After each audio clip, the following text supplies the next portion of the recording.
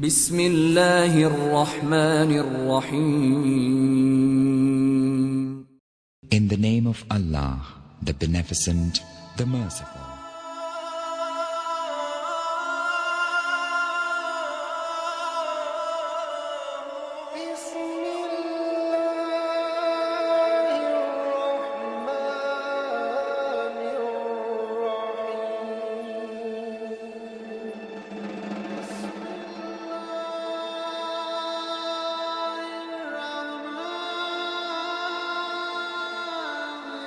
السلام علیکم ورحمۃ اللہ وبرکاتہ. الحمد للہ رب العالمین والعاقبۃ للمتقین والصلاة والسلام علی سید الانبیاء والمرسلین نبینا محمد وعلی آلہ واصحابہ ومن تبعهم بإحسان إلی یوم الدین. اما بعد. یا ایھا الذین آمنوا اتقوا اللہ حق تقاته ولا تموتن الا وانتم مسلمون. يا أيها الناس اتقوا ربكم الذي خلقكم من نفس واحدة وخلق منها زوجها وبث منهما رجالا كثيرا ونساء واتقوا الله الذي تساءلون به والأرحام إن الله كان عليكم رقيبا. يا أيها الذين آمنوا اتقوا الله وقولوا قولا سديدا يصلح لكم أعمالكم ويغفر لكم ذنوبكم ومن يطع الله ورسوله فقد فاز فوزا عظيما. فقد قال الله تبارك وتعالى في محكم كتابه: أعوذ بالله من الشيطان الرجيم بسم الله الرحمن الرحيم قل إن كنتم تحبون الله فاتبعوني يحببكم الله ويغفر لكم ذنوبكم والله غفور رحيم. وقال النبي صلى الله عليه وسلم: من أطاعني فقد أطاع الله ومن عصاني فقد عصى الله أو كما قال عليه الصلاة والسلام. اللهم صل على محمد وعلى آل محمد كما صليت على إبراهيم وعلى آل إبراهيم إنك حميد مجيد. اللهم بارك على محمد وعلى آل محمد كما باركت على إبراهيم وعلى آل إبراهيم إنك حميد مجيد. اللهم إنا نسألك الإخلاص لك والتوفيق من عندك يا الله.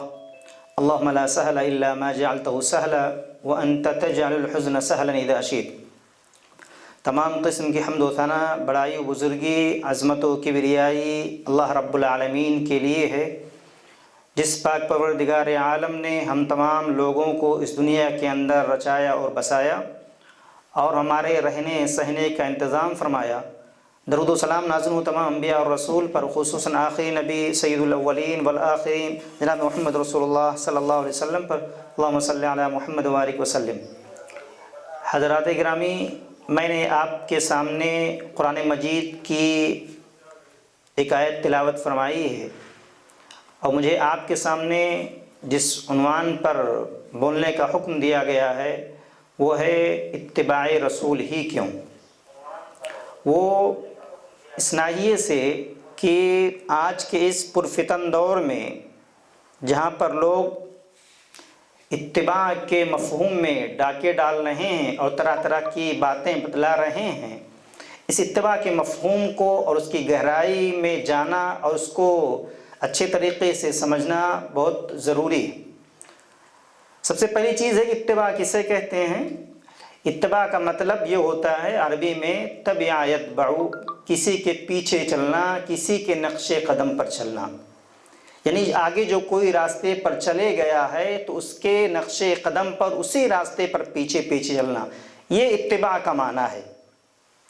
اور شریعت میں یہ کہتے ہیں کہ آپ صلی اللہ علیہ وسلم نے نبوت کی جو 23 سالہ زندگی گزاری ہے، یا اپنی زندگی کی 63 سالہ زندگی گزاری ہے، ایمان و عمل سے، اخلاق سے بھرپور جو زندگی گزاری ہے، وہ پوری زندگی ہمارے اور آپ کے سامنے اللہ رب العالمین نے ایک نمونے کے طور پر رکھا ہے اور آپ کے پورے حیات طیبہ کو پیش فرمایا ہے.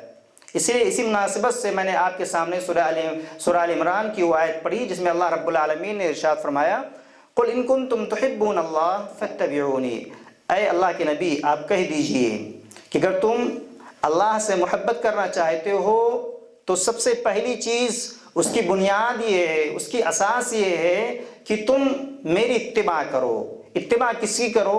نبی علیہ الصلوۃ والسلام کی کرو. یعنی اللہ کی محبت چاہتے ہو، اللہ رب العالمین چاہتے ہو کہ تم سے محبت کرے یا تم اللہ کے عزیز بن جاؤ، تو اس کی شرط اور پہلی بنیاد یہ ہے کہ آپ نبی کی اتباع کرو، نبی کی پیروی کرو، نبی کے راستے پر چلو.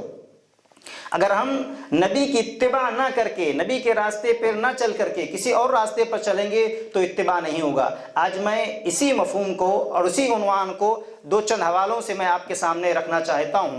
قرآن مجید میں اللہ رب العالمین نے ایک اور جگہ ارشاد فرمایا وَأَنَّ هَذَا صِرَاطِي مُسْتَقِيمًا فَاتَّبِعُوهُ.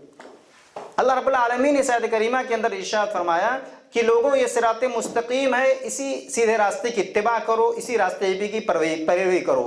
اور اس کے علاوہ دین کے نام پر، اسلام کے نام پر، عقیدے کے نام پر، منہج کے نام پر، سلف کے نام پر جو بہت سارے راستے لوگ بنا کے رکھے ہیں، پیدا کیے ہیں، یا لوگ بتلا رہے ہیں یہ حق کا راستہ ہے، یہ اتباع کا راستہ ہے، یہ نبی کی نجات کا راستہ ہے، تو اللہ رب العالمین نے اپنے نبی کی زبانی فرمایا جو صراط مستقیم ہے اسی صراط مستقیم کی آپ کو اتباع کرنی ہے. اور اس کے علاوہ جو بقیہ راستے آپ کو نظر آئیں دین کے نام پر، منہج کے نام پر، سلف کے نام پر، صحابہ کے نام پر، سنت کے نام پر، یا کسی بھی نام پر جو آپ کو راستے نظر آئیں، ان تمام راستوں کی آپ کو اتباع نہیں کرنی ہے، بلکہ اسے ایک راستے کی اتباع کرنی ہے. اور نبی کی اتباع کیسے ہوگی؟ نبی کی اتباع، نبی کی پیروی کیسے ہوگی؟ آپ کے پیچھے پیچھے چلنے سے ہوگی، آپ کے نقش قدم پر چلنے سے ہوگی. اس مفہوم کو آپ صلی اللہ علیہ وسلم نے بخاری شریف کی حدیث میں ایک واضح الفاظ میں ارشاد فرمایا. راوی حدیث حضرت عبداللہ بن مسعود رضی اللہ تعالیٰ عنہ ہیں. وہ فرماتے ہیں کہ آپ علیہ الصلوۃ والسلام کے ہاتھ میں ایک لکڑی تھی، ایک چھڑی تھی. آپ علیہ الصلوۃ والسلام نے اپنے لکڑی سے ایک لکیر کھینچی، ایک نشان بنایا، اور اس نشان کے دائیں بائیں بہت سارے نشان بنائے. خط خطوطا یمینا و شمالا او کما قال. بہت سارے دائیں اور بائیں نشان یا لکیریں کھینچی، لائن بنایا، اور اللہ رب العالمین کی آیت کریمہ کی تلاوت کی وَأَنَّ هَذَا صِرَاطِي مُسْتَقِيمًا. لوگوں دیکھو یہ جو ایک سیدھا راستہ، سیدھی لکیر میں نے بنائی ہے، یہ اللہ کا راستہ ہے، یہ میرا راستہ ہے. اور اس کے دائیں بائیں جو اور راستے آپ کو نظر آتے ہیں وہ راستے شیطان کے ہیں. شیطان ہر راستے پر بیٹھا ہوا ہے اور اپنی طرف بلا رہا ہے، لہٰذا تم لوگ صراط مستقیم کی اتباع کرنا، یہ میری راہ ہے. اسی طریقے سے آپ صلی اللہ علیہ وسلم نے ایک حدیث شریف میں ارشاد فرمایا من اطاعنی فقد اطاع اللہ ومن عصانی فقد عصى اللہ. جس نے میری اطاعت کی گویا کہ اس نے اللہ کی اطاعت کی، جس نے میری پیروی کی اس نے گویا کہ اللہ کی پیروی کی، اور جس نے میری نافرمانی کی گویا کہ اس نے اللہ رب العالمین کی نافرمانی کی.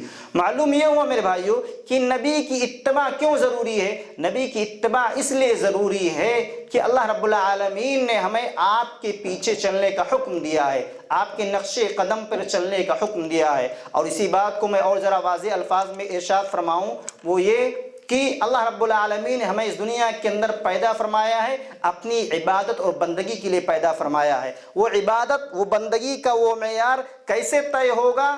وہ اس طرح سے طے ہوگا، ہمیں عبادت جو بندگی کرنی ہے وہ عبادت اور بندگی ہمیں نبی کے طریقے پر چل کر کے کرنی ہے. ہم اللہ رب العالمین کے بندے قرار پاتے ہیں کہ نہیں قرار پاتے ہیں؟ ہم اللہ کے محبوب بندے ہیں کہ نہیں ہیں؟ اگر یہ فیصلہ ہوگا تو یہ اسی اتباع کی بنیاد پر ہوگا، اسی اتباع کی بنیاد پر ہوگا. ہماری جو عبادت ہو رہی ہے، ہماری جو عبادتیں بندگی ہو رہی ہے، یہ عبادت اور بندگی ہماری ساری کی ساری اللہ رب العالمین کے اسی وقت قابل قبول ہوتی ہیں جب ہماری عبادت کا دار و مدار اتباع پر ہو. اور اسی طریقے سے میں اپنے موضوع کو اور دوسرے الفاظ میں، واضح الفاظ میں بیان فرماؤں، وہ یہ اس طرح سے کہ آپ جانتے ہیں کہ دین اسلام میں دخول کے لیے جو پہلا بنیادی شرط ہے اس میں سے پہلا کلمہ شرط جو ہم پڑھتے ہیں کلمہ لا الہ الا اللہ محمد رسول اللہ. میں یہ حوالہ اس لیے دینا چاہتا ہوں کہ اہل علم نے اس کے تعلق سے لکھا ہے کہ اشہد ان لا الہ الا اللہ و اشہد ان محمد رسول اللہ. یہ دو ٹکڑے ہیں، یہ دو ٹکڑے ہیں. پہلا ٹکڑے میں انسان، ایک مسلمان اللہ کی شہادت کی گواہی دیتا ہے کہ میں اس بات کی گواہی دیتا ہوں کہ اللہ کے علاوہ کوئی معبود برحق نہیں. اور دوسرا ٹکڑا جو ہے اس ٹکڑے میں بندہ اقرار کرتا ہے کہ آپ صلی اللہ علیہ وسلم اللہ کے بندے اور اس کے رسول ہیں. یہاں پر اہل علم نے ایک نقطہ لکھا ہے کہ جب بندہ اللہ کا اقرار کرتا ہے کہ میں اللہ کی ہی عبادت کروں گا، اور دوسرے ایک ٹکڑے میں یہ اقرار کرتا ہے کہ میں اللہ کے نبی کو اس کا بندہ، اس کا رسول مانتا ہوں، اہل علم نے یہاں رک کر کے لکھا ہے کہ جب بندہ اس بات کا اقرار کرتا ہے کہ اللہ کے علاوہ کوئی عبادت کا مستحق نہیں ہے، تو دوسرے ٹکڑے میں یہ کہا گیا ہے کہ جو اللہ کی عبادت کرے گا وہ عبادت نبی کے طریقے پر کرے گا۔ بات بہت اہم ہے۔ جو عبادت کا اقرار ہم نے پہلے ٹکڑے میں کیا، اشہد ان لا الہ الا اللہ، میں گواہی دیتا ہوں کہ اللہ کے علاوہ کوئی معبود برحق نہیں ہے، یعنی میں عبادت اور بندگی کروں گا تو اللہ کی کروں گا۔ دوسرے ٹکڑے میں محمد صلی اللہ علیہ وسلم اللہ کے بندے، اس کے رسول ہیں۔ دوسرے ٹکڑے میں یہ شہادت، یہ گواہی دی گئی ہے کہ یہ عبادت جو میں کروں گا اللہ کی، وہ میں نبی صلی اللہ علیہ وسلم کے اسوہ اور طریقے پر کروں گا، آپ کی اتباع میں کروں گا۔ اہل علم نے یہاں پر یہ بات رک کر کے لکھا کہ جہاں پر اللہ کے علاوہ دوسرے کی عبادت کرنا شرک ہے، اللہ کے علاوہ دوسرے کی عبادت کرنا شرک ہے، تو ایسے ہی عبادت میں، عبادت کے طریقے میں نبی کے طریقے کو چھوڑ کر کے کسی دوسرے طریقے پر اپنے مبتدعانہ رسم و رواج پر عمل کر کے عبادت کرنا، یہ شرک بالرسالہ ہے۔ یہ شرک بالرسالہ ہے۔ جہاں پر اللہ کے علاوہ دوسرے کی عبادت کرنا شرک ہے، یہاں پر نبی کی اتباع اور نبی کی پیروی کو چھوڑ کر کے کسی دوسرے کے راستے پر چل کر کے عبادت کرنا، یہ بدعت ہے اور یہ شرک ہے، اور یہ شرک بالرسالہ، یعنی نبی صلی اللہ علیہ وسلم کی رسالت میں شرک کرنا، یہ بہت اہم بات ہے۔ پہلا حوالہ میں نے آپ کے سامنے دیا کہ شہادتین کا، کہ بندہ جس میں اقرار کرتا ہے اللہ کے علاوہ کوئی معبود برحق نہیں، یہ اقرار، یہ اس بات کی گواہی ہے کہ اللہ میں عبادت کروں گا تیری، کس کے راستے پر؟ اس نبی صلی اللہ علیہ وسلم کی اتباع میں، اس کی پیروی میں تیری عبادت کروں گا، تو ہی عبادت قبول ہوگی۔ یہ پہلا حوالہ ہے۔ اور دوسرا حوالہ میں جو آپ کے سامنے دیتا ہوں وہ یہ ہے کہ اتباع کیوں ضروری ہے؟ اتباع اس لیے ضروری ہے کہ نبی صلی اللہ علیہ وسلم کی اتباع میں ہی نجات ہے، نبی صلی اللہ علیہ وسلم کی اتباع میں ہی نجات ہے۔ اگر کوئی انسان ہدایت چاہتا ہے، کوئی کامیابی چاہتا ہے، تو ہدایت اور کامیابی اس کو تلاش کرنی ہے تو نبی کی اتباع میں ملے گی۔ جیسے اللہ رب العالمین نے قرآن مجید میں ارشاد فرمایا وَإِن تُطِيعُوهُ تَهْتَدُوا، اگر تم نبی کی اتباع کرو گے، نبی کی اطاعت کرو گے، نبی کی پیروی کرو گے تو تم ہدایت یافتہ ہو، تم ہدایت یافتہ ہو۔ یعنی ہدایت اگر آپ کو چاہیے، ہدایت اگر آپ کو مطلوب ہے، مقصود ہے، آپ ہدایت کے راستے پر چلنا چاہتے ہیں، تو ہدایت گرچہ اللہ کی طرف سے ہوتا ہے، اس کی ابتدا بھی اللہ کی طرف سے ہے، انتہا بھی اللہ کی طرف سے ہے، ہدایت اللہ کی طرف سے ہوتی ہے، لیکن اس کا پیغام جو ہوتا ہے اس کے انبیاء کے ذریعے ہم تک ہوتا ہے۔ یہ پیغام جو انبیاء علیہ السلام لے کر کے آتے ہیں، بیچ میں بندے کو اپنا کردار ادا کرنا ہے، کوشش کرنی ہے کہ ہم کو کیسے ہدایت کے راستے کو قبول کرنا ہے کہ نہیں قبول کرنا ہے۔ یعنی ہدایت کہاں سے ملے گی؟ ہدایت اس وقت ہم کو ملے گی، نصیب ہوگی، جب ہم نبی کی اتباع، نبی کی پیروی کریں گے تو ہم کو ہدایت نصیب ہوگی۔ یعنی کہ نبی کی اتباع میں ہی ہم ہدایت مضمر ہے، ہدایت پوشیدہ ہے۔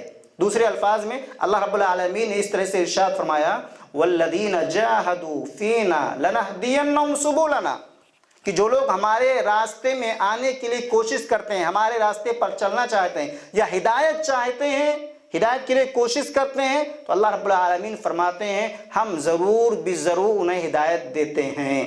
جو کوشش کرتے ہیں، تو معلوم یہ ہوا، دوسری مثال اور دوسری بات ہماری یہاں پر واضح ہوئی کہ ہدایت اگر کسی انسان کو چاہیے، چاہے وہ کسی بھی قسم کا آدمی ہو، نیک ہو، متقی ہو، گنہگار ہو، عام انسان ہو، ہدایت ہر کسی کو مطلوب ہے، ہر کسی کو مقصود ہے۔ یہاں تک کہ اللہ رب العالمین نے، اس کے نبی نے دعا بتایا اللہم انی اسألک الہدی، اے اللہ میں تجھ سے ہدایت کا سوال کرتا ہوں، اور یہی دعا ہمیں سکھلائی گئی سورہ فاتحہ کے اندر، جس کو بار بار پڑھنے کا، دہرانے کا حکم دیا گیا۔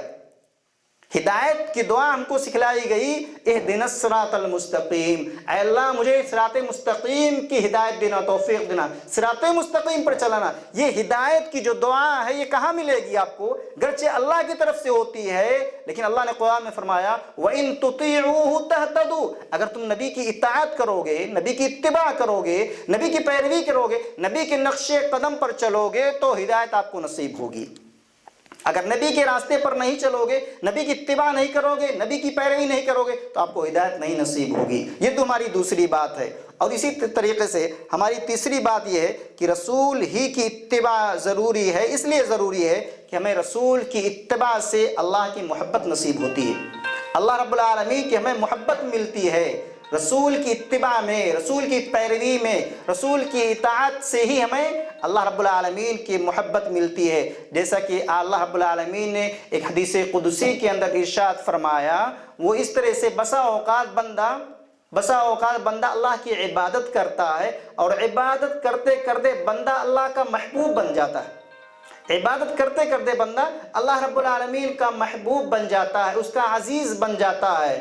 یہ بڑا درجہ ہے، اور اس سے بھی اعلیٰ اور بڑا درجہ یہ ہے کہ بندہ عبادت کرتے کرتے اس مقام اور اس کمال کو پہنچ جائے جہاں بندے سے اللہ محبت کرنے لگے، جہاں بندے سے اللہ محبت کرنے لگے۔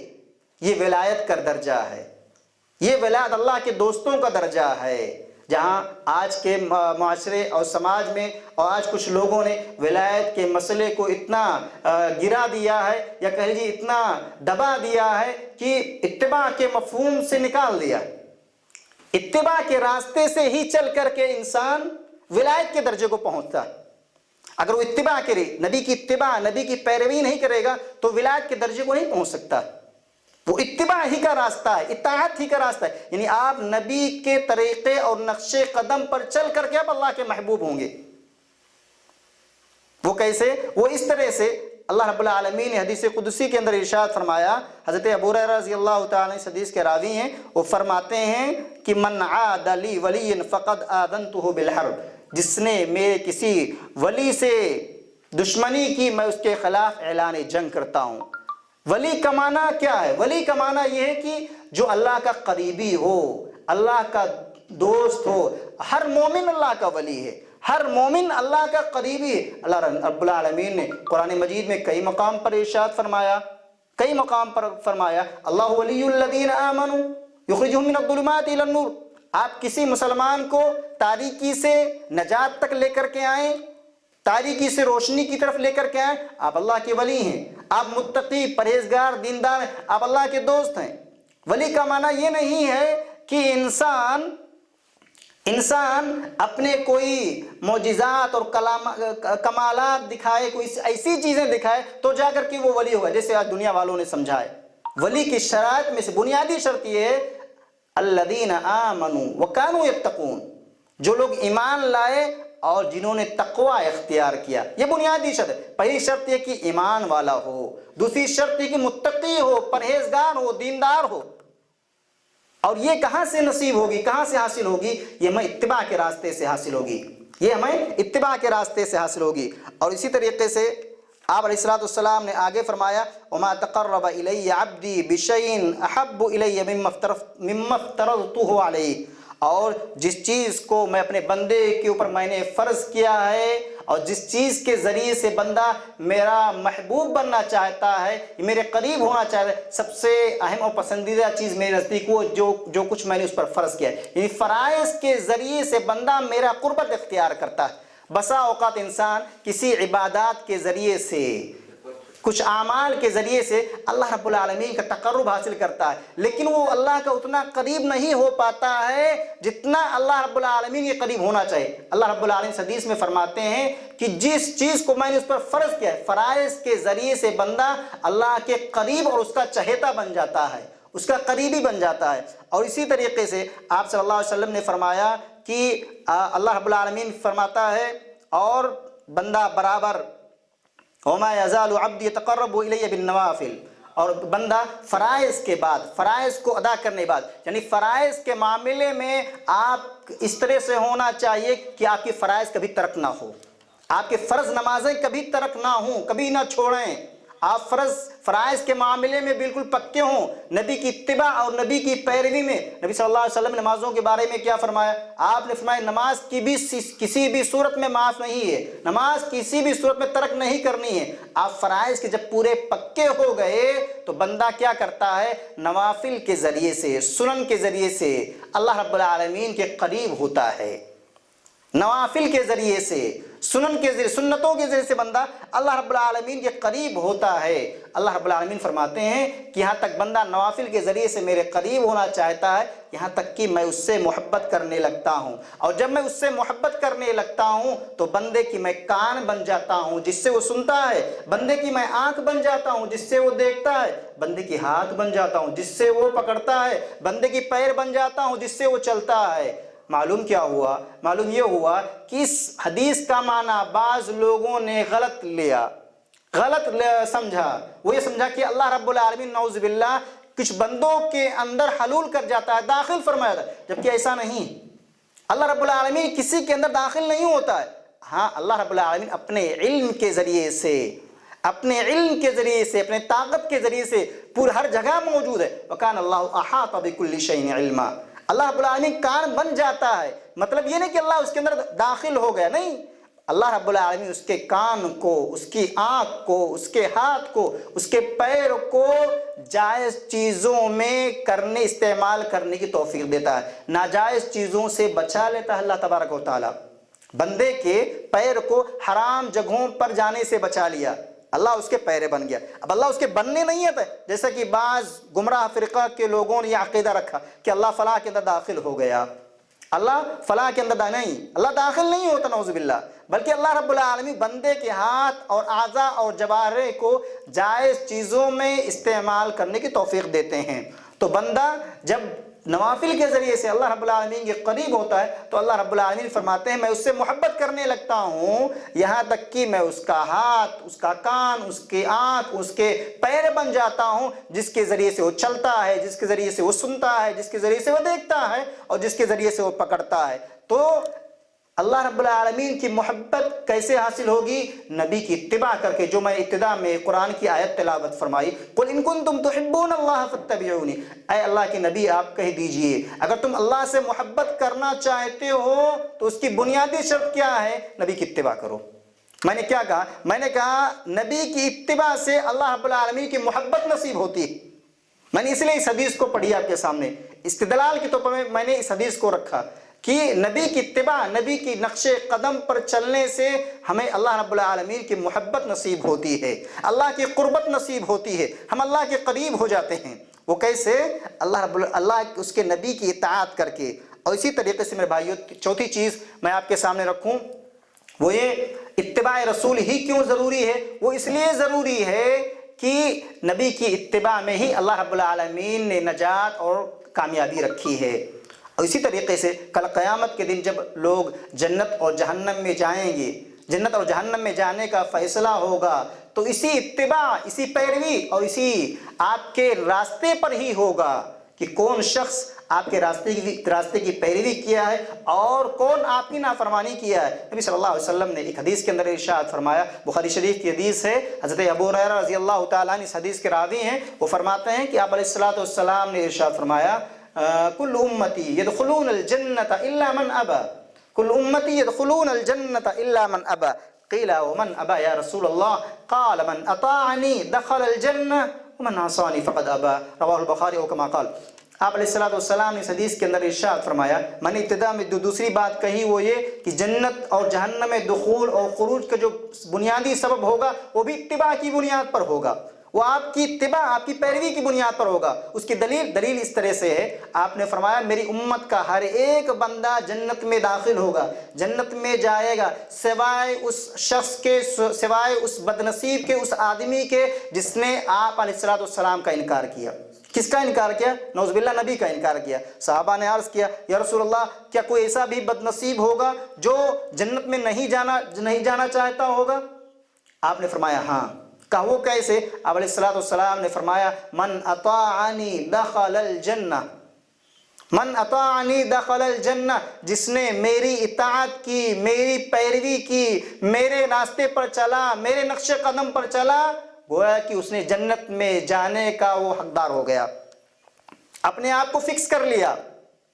ومن عصانی فقد ابى، اور آپ علیہ الصلوۃ والسلام نے آگے فرمایا جو جنت میں نہیں جانا چاہتا اس کی پہچان، اس کی نشانی یہ ہے کہ وہ نبی کی اتباع کا منکر ہوگا، انکار کرنے والا ہوگا، یعنی جس نے نبی کی نافرمانی کی، نبی کے راستے کو چھوڑ دیا، ترک کر دیا اور کسی دوسرے راستے پر اختیار کر لیا، دوسرے راستے پر چلے گیا، تو آپ نے فرمایا اس نے جنت میں جانے سے انکار کر دیا، اس نے جنت میں جانے سے انکار کر دیا۔ اسی طریقے سے میرے بھائیوں چوتھی بات میں آپ کے سامنے رکھوں وہ یہ کہ آپ صلی اللہ علیہ وسلم نے ارشاد فرمایا کہ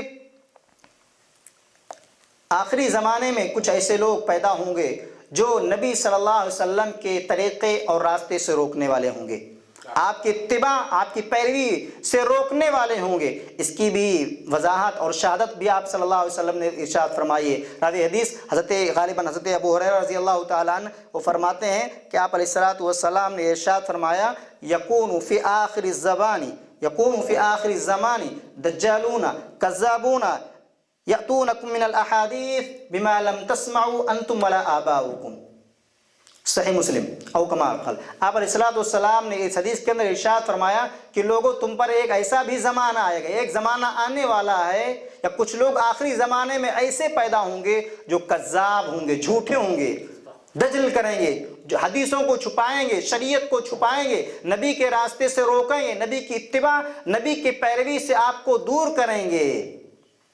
وہ کیسے ہوں گے؟ ان کی پہچان کیا ہوگی؟ ایسی باتیں آپ کو بتلائیں گے، بغیر سر و پیر کی باتیں بتلائیں گے جس کو نہ آپ نے سنی ہوگی اور نہ آپ کے آبا و اجداد نے سنی ہوگی، اس کی کوئی سند نہیں ہوگی، اس کا کوئی پروف نہیں ہوگا، اس کا کوئی کیا کہتے ہیں کہ دلیل نہیں ہوگی، نہ قرآن میں ہوگی، نہ احادیث میں ہوگی، نہ صحابہ کے آثار سے ہوگی، اس کی کوئی دلیل نہیں ہوگی۔ تو آپ علیہ الصلوۃ والسلام نے فرمایا ایسے بھی لوگ ہوں گے جو نبی کی اتباع، نبی کی پیروی، نبی کے راستے سے روکنے والے ہوں گے۔ اسی طریقے سے پانچویں بات جو میں آپ کے سامنے رکھوں وہ یہ کہ صحابی رسول حضرت حذیفہ بن یمان رضی اللہ تعالیٰ عنہ، غالباً حذیفہ بن یمان رضی اللہ تعالیٰ عنہ ہی ہیں، وہ فرماتے ہیں، وہ کہا کرتے تھے کل عبادت لم يتعبدها اصحاب رسول اللہ صلی اللہ علیہ وسلم فلا تعبدوها، لوگوں ہر وہ عبادت کا کام جس کو صحابہ کرام عبادت سمجھ کر نہیں کرتے تھے اس کو تم بھی عبادت سمجھ کر نہ کیا کرو۔ معلوم کیا ہوا؟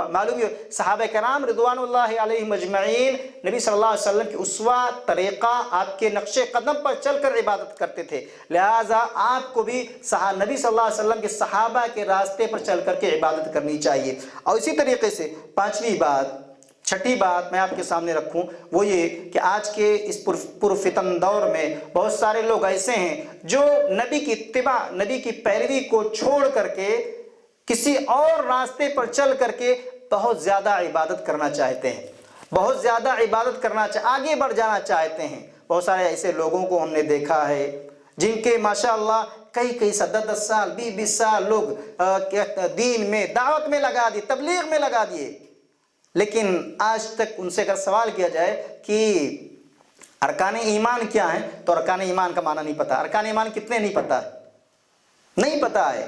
20 سال لوگوں نے گزار دیے، کس میں؟ دعوت میں، فی سبیل اللہ گزار دیا ہے، لیکن نہیں پتا ہے۔ کیوں؟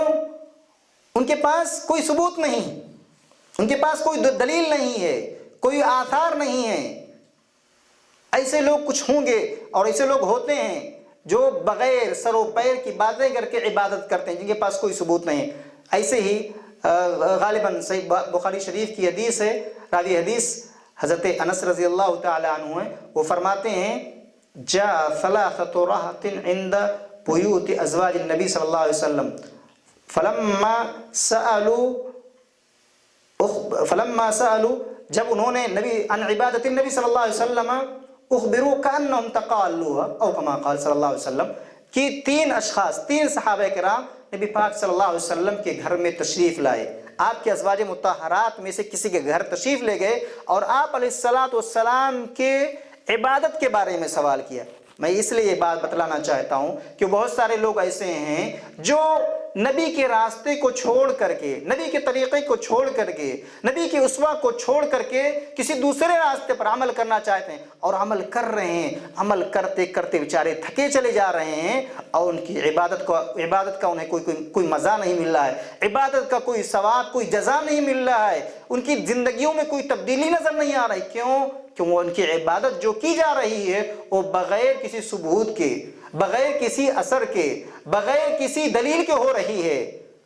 ایسے ہی کچھ لوگ ہمارے زمانے میں جو عبادتیں کرتے کرتے تھکے جا رہے ہیں لیکن عبادتوں میں انہیں کوئی لذت نصیب نہیں ہو رہی ہے۔ تو 3 اشخاص نبی صلی اللہ علیہ وسلم کے آپ کے ازواج مطہرات کے پاس آئے اور آپ علیہ السلام کی عبادت کے بارے میں سوال کیا کہ اللہ کے نبی صلی اللہ علیہ وسلم اپنے گھر میں کتنے وقت عبادت کرتے ہیں، کتنے وقت سوتے ہیں اور کون سی وقت تہجد پڑھتے ہیں، ساری چیزوں کے بارے میں سوال کیا۔ جب ازواج مطہرات نے ان صحابہ کرام کو جواب دیا کہ اللہ کے نبی اس وقت نماز پڑھتے ہیں، اس وقت سوتے ہیں، اس وقت اپنی بیویوں کے پاس جاتے ہیں اور اس وقت اپنے گھر کے کام میں مشغول رہتے ہیں، تو وہ صحابہ کرام نے اپنے آپ میں گویا کہ کم جانا، اس کو کم خیال کیا اور اپنے سے موازنہ کیا کہ ہمارا نبی سے کیا موازنہ، ہم نبی نہیں ہیں، اس لیے ہم تو نبی نہیں ہیں، نبی تو بخشائے ہیں، آپ کے اگلے گناہ معاف ہیں، آپ کے پچھلے گناہ معاف ہیں، ہم لوگ نبی کے برابر نہیں ہو سکتے، اس لیے ہم کو نبی سے زیادہ عبادت کرنی چاہیے، ہمیں نبی سے زیادہ عبادت کرنی چاہیے، نبی سے زیادہ محنت کرنی چاہیے۔ جب وہ لوگ چلے گئے، واپس اپنے گھروں کو رخصت ہو گئے، آپ علیہ السلام اپنے گھر میں تشریف لائے اور آپ کی ازواج مطہرات نے آپ کو خبردار کیا کہ چند صحابہ کرام آئے تھے اور آپ کی عبادت کے بارے میں سوال کر رہے تھے، تو آپ علیہ السلام نے ان صحابہ کرام کو طلب کیا، بلایا اور کہا کیا تم لوگوں نے ایسی باتیں کہی تھیں؟ جب ان تینوں نے عہد کیا تھا کہ اس میں سے ایک شخص نے کہا تھا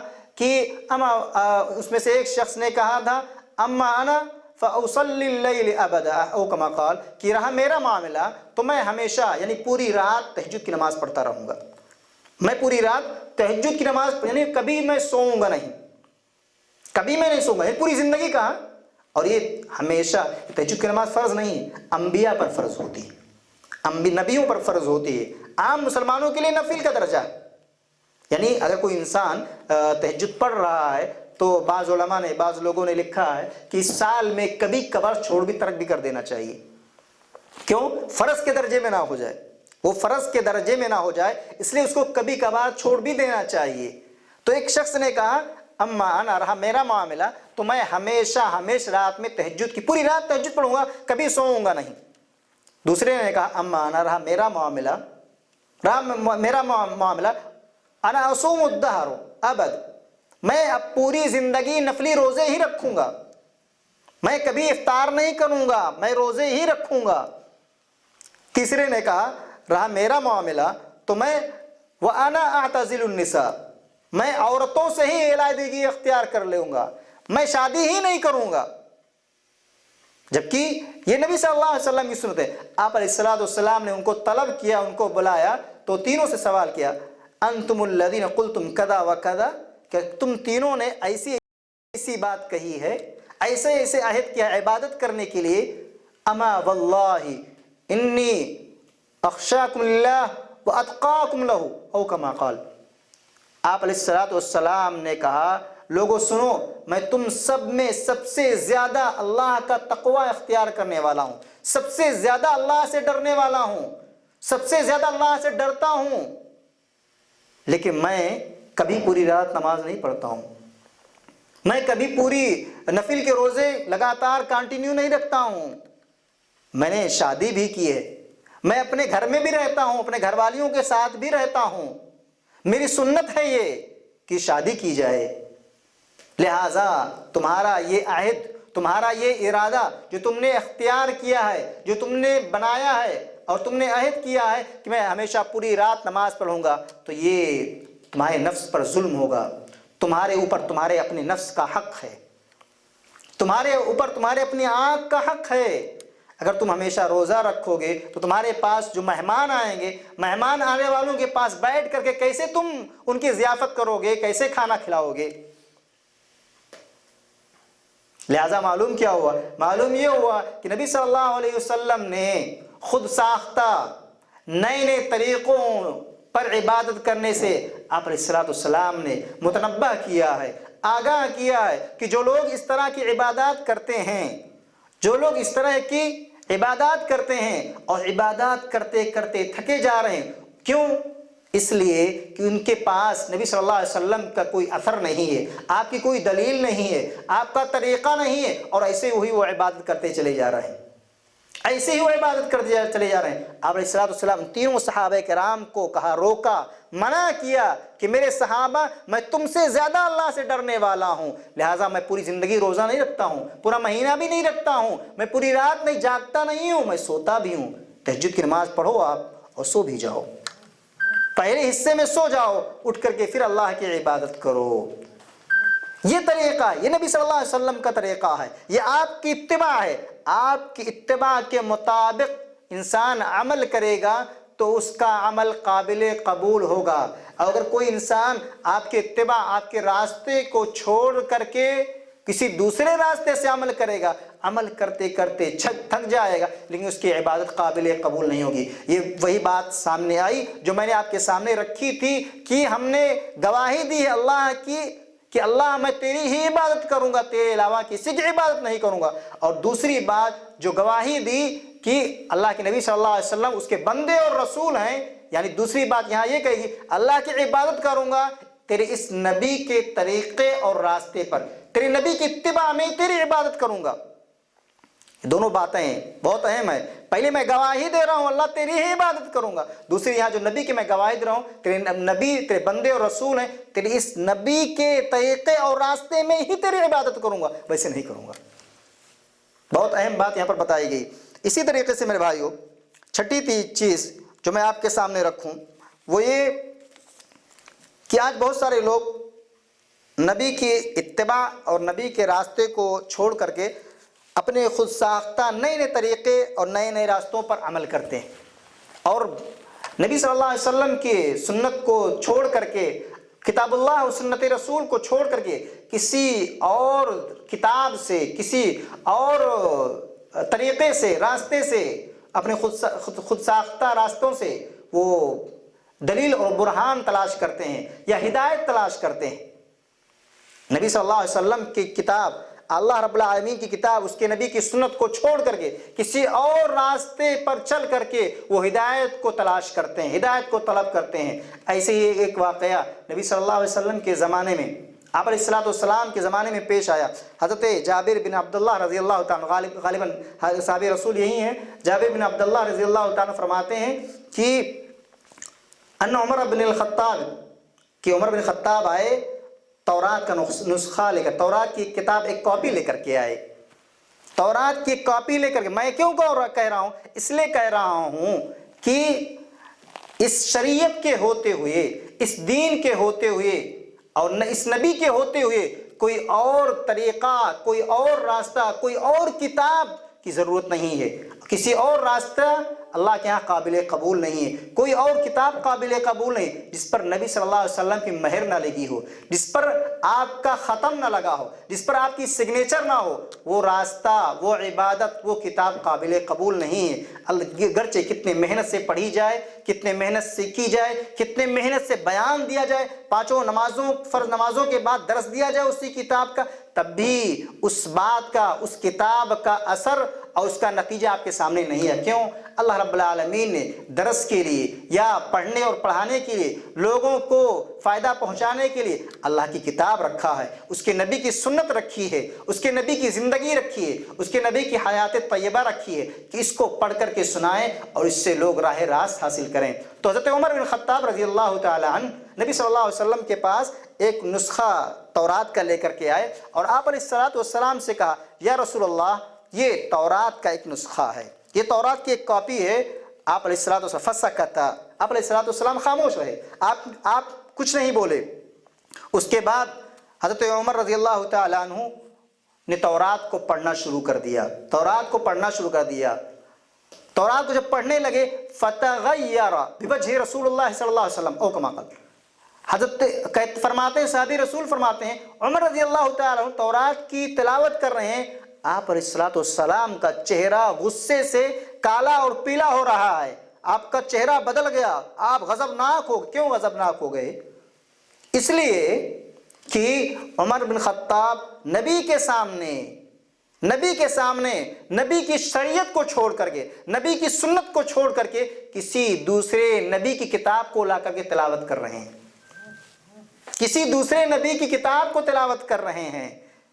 معلوم کیا ہوا میرے بھائیو؟ معلوم یہ ہوا اس شریعت کے اندر، اس دین کے اندر نبی صلی اللہ علیہ وسلم کی سنت اور آپ کی شریعت کے علاوہ، قرآن اور سنت کے علاوہ، صحابہ کرام کے سیرت کے علاوہ کسی اور طریقے کو پڑھنا اور پڑھانا، سننا اور سننا، سیکھنا اور سکھانا یہ صحیح نہیں ہے. جب ایک کتاب جو آسمانی کتاب جس کو اللہ نے نازل فرمائی تھی، جس کو اللہ رب العالمین نے نازل کیا تھا اپنے پاس سے، اور وہ کتاب عمر فاروق لے کر کے تلاوت کریں، اللہ کے نبی غضبناک ہو جائیں، غصہ ہو جائیں، تو ہم اور آپ اپنے فرض نمازوں کے بعد عشاء کے بعد، فجر کے بعد، عصر کے بعد قرآن اور سنت کو چھوڑ کر کے، اللہ کی کتاب اور اللہ کے نبی کی سنت کو چھوڑ کر کے کسی اور کتاب کا درس دیں؟ یہ کیسے گوارا ہے؟ یہ کیسے تمہاری غیرت برداشت کرتی ہے کہ اللہ کی کتاب موجود ہے، نبی کی سنت موجود ہے. نبی صلی اللہ علیہ وسلم نے اپنی 13 سالہ مکی زندگی میں صرف اور صرف توحید کا بیان دیا. میں اس لیے بتلا رہا ہوں، ایک بندہ اگر صرف توحید کا بیان دینے لگے، 13 سالوں تک توحید کا بیان ہی ختم نہیں ہوگا. ہم کو ضرورت ہی نہیں پڑے گی دوسری کتاب پڑھنے اور پڑھانے کی.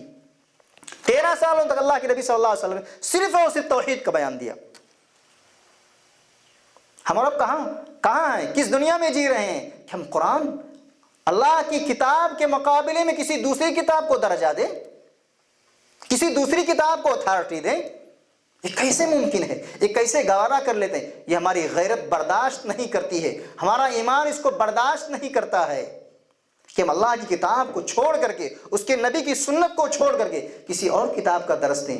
اللہ کے نبی صلی اللہ علیہ وسلم غضبناک ہو گئے عمر پر. حضرت ابو بکر رضی اللہ تعالیٰ عنہ فرماتے ہیں، کہتے ہیں عمر رضی اللہ تعالیٰ عنہ، گم کرنے والیاں تم کو گم پائیں، کیا تم نبی صلی اللہ علیہ وسلم کے چہرے کی طرف نہیں دیکھتے کہ آپ کا چہرہ غصے سے بدل گیا ہے، کالا اور پیلا ہو گیا ہے؟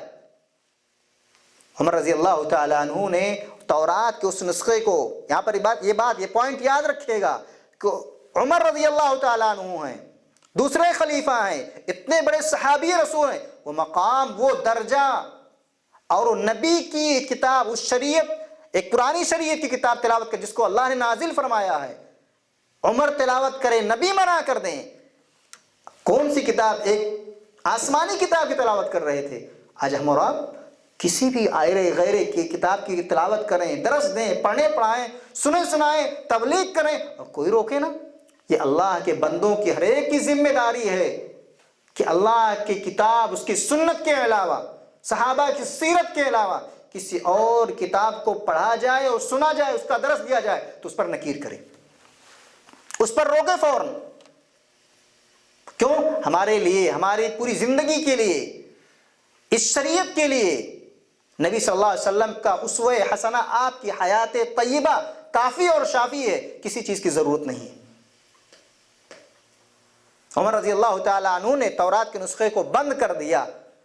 بند کرنے کے بعد فوراً کہا، میں اللہ رب العالمین کی، اس کے نبی کے غصے کی پناہ چاہتا ہوں، اللہ کی اور اس کے نبی کے غصے سے پناہ چاہتا ہوں. میں رضیت باللہ ربا وبالاسلام دینا وبمحمد النبی صلی اللہ علیہ وسلم، میں اللہ کے رب ہونے سے راضی ہوں، اس کے نبی ہونے سے راضی ہوں، وبالاسلام دینا، اور دین اسلام کے برحق ہونے سے راضی ہوں، اور اس نبی کے آخری اور خاتم النبیین ہونے سے راضی ہوں.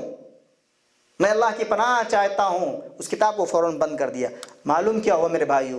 معلوم یہ ہوا، پہلی بات اس حدیث سے جو معلوم ہوتی ہے وہ یہ کہ قرآن اور سنت کے علاوہ قرآن اور نبی کے فرمان کے علاوہ کسی بھی چیز کا یا صحابہ کی سیرت کے علاوہ یا جس پر نبی صلی اللہ علیہ وسلم نے نبی صلی اللہ علیہ وسلم کی احادیث ہوں، کسی بھی کتاب کے اندر اگر نبی کی صحیح احادیث ہوں جس کو کسی نے تخریج کیا ہو، بتلایا ہو یہ احادیثیں صحیح ہیں، یہ حدیثیں غلط ہیں، اس کی طرف اشارہ کیا ہو تو کوئی بات نہیں، لیکن اللہ کی کتاب اس کے نبی کی سنت کے علاوہ کسی چیز کو پڑھنا اور پڑھانا، سننا اور سنانا، لوگوں کو درس دینا، تبلیغ کرنا، لوگوں تک پہنچانا یہ غلط ہے، اور اس پر اللہ کے نبی صلی اللہ علیہ وسلم ایسے آدمی سے اللہ کے نبی صلی اللہ علیہ وسلم ناراض ہوتے ہیں۔ دوسری بات اس حدیث سے یہ معلوم ہوئی کہ جب پچھلے شریعت کی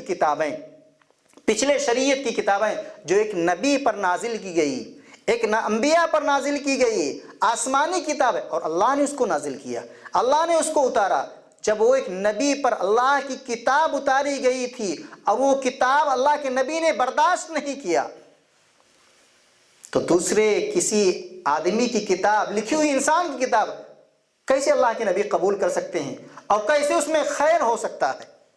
اللہ رب العالمین نے ہمیں قرآن اور سنت ہمارے لیے اسی میں خیر رکھا ہے۔ اور چوتھی اور آخری بات اس میں یہ کہی گئی، اللہ کے نبی نے آخر میں یہ بات کہی، لوگوں سن لو، اگر تم لوگ میرا راستہ چھوڑ کر کے، میرے طریقہ چھوڑ کر کے کوئی اور طریقہ اختیار کر لو گے، میرا راستہ چھوڑ کر کسی اور راستے پر چلو گے تو آپ نے فرمایا تم گمراہ ہو جاؤ گے، سیدھے راستے سے بھٹک جاؤ گے۔ پھر آپ نے آخر میں حوالہ دیا موسیٰ کلیم اللہ کا، موسیٰ علیہ السلام کا حوالہ دیا کہ لوگوں اگر آج کے زمانے میں موسیٰ علیہ السلام بھی زندہ ہو کر آ جائیں، کتنے بڑے نبی کا حوالہ دیا۔ کیوں نبی کا حوالہ، موسیٰ علیہ السلام کا حوالہ دیا؟ وہ اس لیے کہ اللہ رب العالمین نے ان سے بات کیا تھا اور اللہ نے ان کا حوالہ دیا، وَكَلَّمَ اللَّهُ مُوسَىٰ تَكْلِيمًا، وَكَلَّمَ اللَّهُ مُوسَىٰ تَكْلِيمًا۔ اللہ کے نبی صلی اللہ علیہ وسلم نے فرمایا اگر موسیٰ کلیم اللہ بھی آ جائیں، زندہ ہو کر کے آ جائیں اور وہ میری نبوت کا زمانہ پا لیں تو ان کو بھی میری ہی اتباع اور پیروی کرنی پڑے گی۔ سبحان اللہ، ایک نبی ہیں، ان کا ایک مقام اور ایک درجہ ہے، لیکن وہ اپنے وقت کے نبی تھے۔ موسیٰ علیہ السلام اپنے وقت کے نبی تھے، اپنے عہد، اپنے زمانے کے نبی تھے، لیکن ہمارے نبی صلی اللہ علیہ وسلم ساری دنیا کے لوگوں کے لیے، سارے کے پہلے سے اول سے لے کر آخر تک ساری دنیا کے لوگوں کے لیے نبی۔ وَمَا أَرْسَلْنَاكَ إِلَّا رَحْمَةً لِّلْعَالَمِينَ، اے نبی ہم نے آپ کو دنیا اور جہان، دونوں جہان کے لوگوں کے لیے رحمت بنا کر کے بھیجا ہے۔ آپ کا یہ مقام ہے، آپ کا یہ درجہ ہے۔ تو میں جو بات کہاں پر کہہ رہا تھا وہ یہ کہ موسیٰ علیہ السلام بھی اگر چلے آئیں تو آپ علیہ السلام نے فرمایا ان کو بھی میری اتباع کرنی پڑے۔ آخری بات جس حدیث سے معلوم ہوتی ہے وہ یہ کہ اگر کوئی انسان، کوئی شخص، کوئی بھی مسلمان کسی بھی منہج فکر کا ہو، کسی بھی مکتب فکر کا ہو، اگر وہ نبی کی شریعت، نبی کی سنت، نبی کے طریقے اور نبی کے راستے کو چھوڑ کر کے وہ کسی شخص کے، کسی شخصیت پرستی کے راستے پر چلنے لگے اور اس راستے پر عمل کرنے لگے تو وہ آدمی گمراہ ہے، وہ آدمی گمراہ ہے، وہ آدمی حق پر نہیں ہے، وہ آدمی راہ راست پر نہیں ہے۔ کیوں؟ اس لیے کہ نبی نے یہاں ضمانت اور گارنٹی دے دی کہ کامیابی اور ضمانت وہ صرف اور صرف میرے راستے میں ہے، میرے راستے میں ہے، میرے راستے، میرے نقش قدم پر چلنے پر ہے، میرے راستے سے ہٹنے پر کسی اور راستے پر نہیں ہے۔ اور اسی طریقے سے آخری بات میں بیان کر کے اپنی بات ختم کروں وہ یہ کہ آج بہت سارے لوگ جو ایسی کتابوں کو پڑھتے ہیں اور پڑھاتے ہیں اور سنتے اور سناتے ہیں، اس کے بارے میں اللہ رب العالمین نے قرآن مجید میں ارشاد فرمایا، غالباً سورہ اعراف کی آیت کی دوسری یا تیسری آیت کے اندر ارشاد فرمایا اتبعوا ما انزل الیکم من ربکم ولا تتبعوا من دونه اولیاء ولا تتبعوا من دونه اولیاء، اے لوگو جو تمہارے رب کی طرف سے تمہارے پاس نازل کیا گیا ہے، یعنی اللہ رب العالمین کی طرف سے جو کتاب اتاری گئی، قرآن شریف، قرآن مجید، اور اس کے نبی کی سنت جو اتاری گئی ہے اسی کی اتباع کرو۔ اور اتباع کہاں سے؟ نبی کی اطاعت میں ہوگی، نبی کی پیروی میں ہوگی۔ ہم نبی کے طریقے اور نبی کے راستے کو چھوڑ دیں تو نبی کی اتباع اور نبی کی پیروی نہیں ہو سکتی ہے. نبی کی پیروی نہیں سے تو تیسری چیز ساتویں چیز ہمیں یہ معلوم ہوئی کہ جو اللہ رب العالمین نے جس کو اتارا ہے، نازل فرمائے اپنے انبیاء اور اپنے آخری نبی کے ذریعے، اس کی اتباع کرنی چاہیے، اس کی پیروی کرنی چاہیے. اور اس کے علاوہ وَلَا تَتَّبِعُوا مِن دُونِهِ أَوْلِيَاءَ، اور اس کے علاوہ ان چیزوں کی اتباع نہ کرو جو دوسرے لوگ پڑھ رہے ہیں، جو تلاوت کر رہے ہیں، جو سنا رہے ہیں، جو پڑھ رہے ہیں اور پڑھا رہے ہیں، جو سیکھ رہے ہیں اور سکھا رہے ہیں. ایسی چیزوں کی اتباع نہ کرو، ایسی چیزوں پر عمل نہ کرو، ایسی چیزوں کو فالو نہ کرو. فالو کرنا ہے ان چیزوں کو فالو کرو جس پر نبی صلی اللہ علیہ وسلم نے اپنی مہر لگائی ہو. ان چیزوں کو فالو کرو. دنیا میں ایک ملک کے اندر دوسرے ملک کا پیسہ اور روپیہ اور کرنسی نہیں چل سکتی ہے. کسی دوسرے کنٹری اور ملک کا پیسہ دوسرے ملک کے اندر نہیں چل سکتا ہے. کیوں؟ یہ دوسرے ملک کا پیسہ ہے، یہ دوسرے کنٹری کا پیسہ ہے. تو اس شریعت کے اندر کوئی عمل، کوئی عبادت، کوئی نوافل جو نبی کے طریقے اور نبی کے راستے کو چھوڑ کر کے کیا جائے، جس پر نبی نے اپنی مہر نہ لگائی ہو، نبی نے اپنا ختم نہ لگایا ہو اور نبی نے بتلایا نہ ہو کہ اس راستے پر چل کر کے ایسی عبادت کرنی ہے، وہ عبادت کیسے قبول ہوگی؟ ایک پیسہ دنیا کے اندر دوسرے ملک کا پیسہ نہیں چل سکتا ہے. ایسی شریعت کے اندر جس عمل کے اوپر، جن عبادات کے اوپر، جن نمازوں کے اوپر، جن سنن و نوافل کے اوپر نبی صلی اللہ علیہ وسلم کی مہر نہ لگی ہو، آپ کا سگنیچر نہ لگا ہو، آپ نے بتلایا نہ ہو، ایسی نماز، ایسی عبادت، ایسی نوافل اللہ رب العالمین کے ہاں ناقابل مقبول ہیں، قبول ہی نہیں ہیں. لوٹا دیے جائیں گے، منہ پر مار دیے جائیں گے، واپس کر دیے جائیں گے آپ کے پاس. اور ہمیں وہی عبادت، وہی عمل کرنے کی ضرورت ہے جس پر اللہ رب العالمین نے، اس کے نبی نے بتلایا ہو اور اشارہ کیا ہو. آخر میں اللہ رب العالمین سے ہم دعا کرتے ہیں کہ اللہ تبارک و تعالی ہمیں اور آپ کو کہنے سننے سے زیادہ ہمیں نبی کی اتباع، نبی کی پیروی اور نبی کے نقش قدم پر چلنے کی توفیق عطا فرمائے. اللہ رب العالمین ہم نے جو ٹوٹی پھوٹی باتیں کہی ہیں ان سب چیزوں پر سب سے پہلے مجھے، اس کے بعد سننے والوں کو، جو ہمارے بھائی سن رہے ہیں ان تمام لوگوں کو عمل کرنے کی توفیق عطا فرمائے. اللہ رب العالمین ہم میں سے جو ہمارے بھائی پریشان ہیں ان کی پریشانیوں کو دور فرما دے، جو بیمار ہیں ان کو شفائے کاملہ، صحت عاجلہ عطا فرما. اللہ رب العالمین ہمارے ملکوں میں، عالم اسلام میں امن و امان عطا فرما. اللهم آمنا في اوطاننا واصلح ائمتنا وولاة امورنا. اللهم اجعل هذا البلد آمنا مطمئنا سخاء رخاء وسائر بلاد المؤمنين. اللهم من ارادنا ومن اراد بلادنا بسوء فرد كيدهم في نحره واجعل له تدميرا يا ذا الجلال والاكرام. ربنا تقبل منا انك انت السميع العليم وتوب علينا انك انت التواب الرحيم. صلى الله على خير خلقه محمد وعلى اله وصحبه اجمعين برحمتك يا ارحم الراحمين. والسلام عليكم ورحمة الله وبركاته.